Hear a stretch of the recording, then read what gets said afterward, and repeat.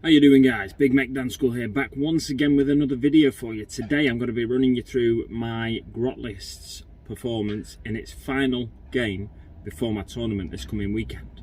So this is the list. You may already be familiar with it, but I'll just run you through it one more time. There is a Beast Boss on Squigosaur, 3 units of 10 Grots. I've changed that from a unit of 10 and a unit of 20. A unit of 6 Killer Cans, a Rook-a-Truck Squig Buggy, a Big Mech with Custom Force Field, Mad Dog Grotsnick, some Storm Boys, 5 of them, and a unit of 3 Mech Guns, which I have taken the Bubble Chucker option because I think it's the most fun, really. In this game I faced off against my opponent, Gratag, a regular opponent of mine. I've played him, this is the 3rd time I've played him. Beaten him on 2 previous occasions with his Eldar. And yeah, on this occasion, Gratag actually managed to get the win for the first time. So that's good for him, but means something bad for my Grot list. Basically, I won't be taking it to the tournament with me. I just feel with the size of the bases and the size of the unit of Killer Cans, that is a big thing going against me. You can see as the shot pans out here, the terrain setup on the battlefield is actually quite dense, because we're playing on a 44 by 30 inch board at 1,000 points. So the terrain's quite dense, meaning bigger bases find it, and vehicles especially, find it difficult to move around a battlefield like this. And keeping your units, a unit especially like the Killer Cans, which is 6 miniatures on 50mm bases, keeping them active and effective is a really difficult thing to do. In this game I was constantly finding that line of sight was an issue for the Killer Cans, and range of weapons was an issue as well. It would be more predictable and better if I'd actually taken the same weapon on all of the cans. The image on the screen now was actually taken from the end of turn 2, I think, and as you can see, most of my units have, or a large proportion of my units have been removed from the battlefield, including my War Boss, all my characters, and it just didn't go well for me this battle.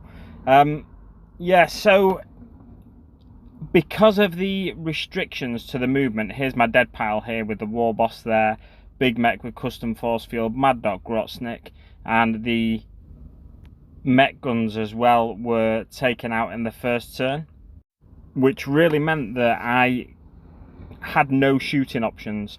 And in a Grot army with no shooting options, you're going to struggle in combat as well, especially when your main combat threats were characters that are actually Orc characters that you're proxying as Grot characters. So I really struggled in this battle to keep everything effective. So the tournament, yeah, I'm going to take my Beast Snagger list instead, which I had put together as a backup for this, in case I didn't want to take this Grot list, basically.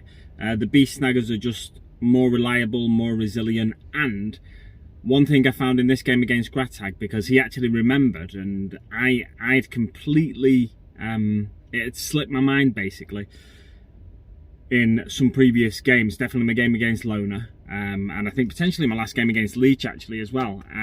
However, it didn't have an impact in the game against Leech. Gretchen units, so unit with the Gretchen keyword, they don't benefit from clan culture in the same way I don't think they benefit from clan culture at all. So Death Skull rerolls don't come into play, and when your shooting units are hitting, they've got a 50-50 chance of hitting.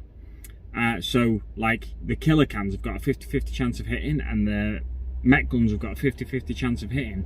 You don't get to re-roll anything unless you use command points to re-roll. And when all the units are Gretchen, apart from your War Boss, Mad Dog Grotsnick, and your Big Mech, I think all my units were, they had the and the Rook-a-Truck Squig Buggy.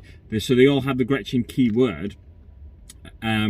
Apart from those, then they're not getting a Death Skull reroll on your shooting attacks or your melee attacks, and it's really impactful to the army, because you've got a minimum number of units that can use that Death Skull reroll then.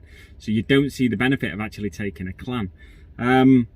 Yeah, and also the Gretchen units don't become objective secured because they don't get that clan benefit. Whereas in a Beast Snagger army, all of my infantry, is it all infantry and cavalry? or is it just all infantry, as death skulls. Basically is at least all infantry, and characters become objective secured. I don't think it's cavalry. And my beast snagger list, I'll just run you quickly through it, but I'll probably do a separate video detailing the list properly. It's got a beast boss on Squigosaur, which I'll be using that model for that I've painted up recently. I'll whack a picture of it up here for you, because I've just finished that and I'm really happy with the results. So I'll be using that as one of my HQ choices, and a beast, a pain boss as well as the other HQ choice. The pain boss is faster than most other orc infantry units. It's got a 7-inch move instead of a 5-inch move, so he gets about the battlefield a little bit better than other orc infantry. So he might be able to keep up with my Squighog boys. I've got 2 units of 3 Squighog boys. I've also got a unit of a Knob on Smasher Squig. So I've got, with the war boss and with those 3 units, I've got a lot of speed already in the army. They've got a 10-inch move as standard, and then if I can get a war off in the first turn or the second turn, they can be up in my opponent's face, causing damage straight away. The Knob on Smasher Squig and the beast boss have got potential to cause mortal wounds, which is really good. And then I've got 2 units of 10 beast snagger boys. My war boss has got the warlord trait that gives him gives your opponent -1 to wound rolls. Anyway, I can't remember what it's called. But yeah, that's what I'm taking as the core of that army. And then I've got some commandos in there as well.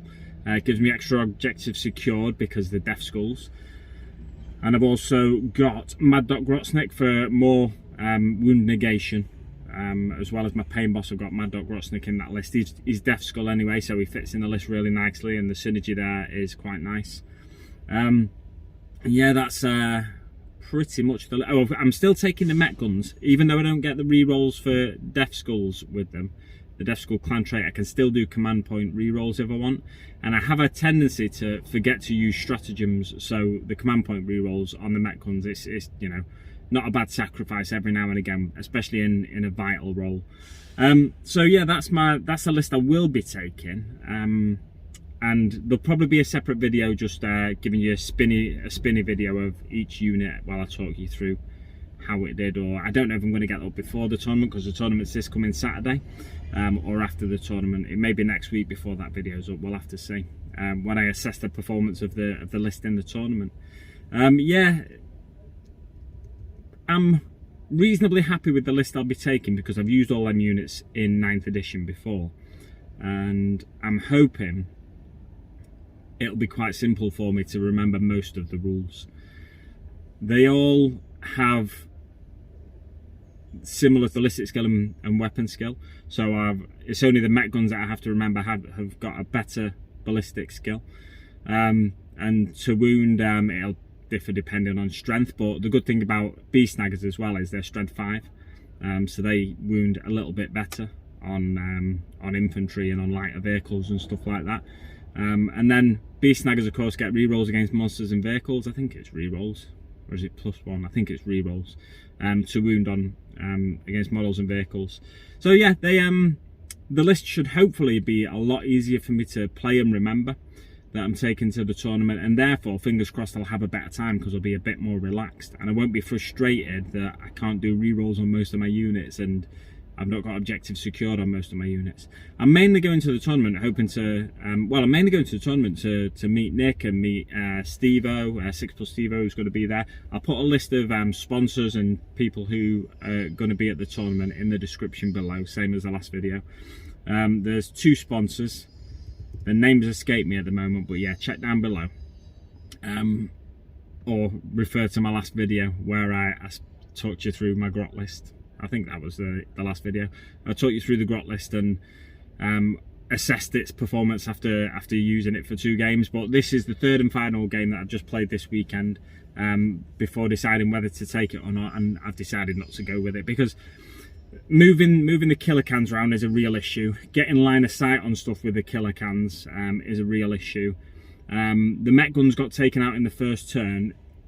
Basically, with that grot list, and I found this against Leech as well, in that the worst 40k game I'd ever taken part in. The first run out with this list, if my effective units are taken out early, so my mech guns were taken out in the first turn against Gratak before I got to do anything with them. If they're taken out early, then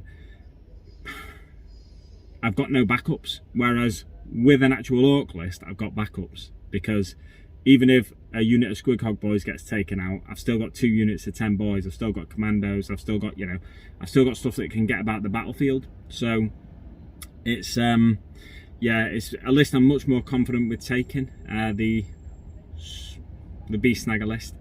So hopefully I'll have a good time. Looking forward to meeting people, and yeah, hopefully looking forward to having a good time with it. I'm just repeating myself now, so I'll leave it there for now, guys. Thanks very much for watching. Don't forget, check out the links to the sponsors for the tournament and everybody else who's attending the tournament in the description below. And there'll be some links to let you know how you can support the channel. I'm on Twitch, Instagram, Facebook, all that sort of stuff. It's all Big Mac Dan School or a variation of that. There's links down there anyway, so you can just click straight through to them. And I'll see you on the battlefield.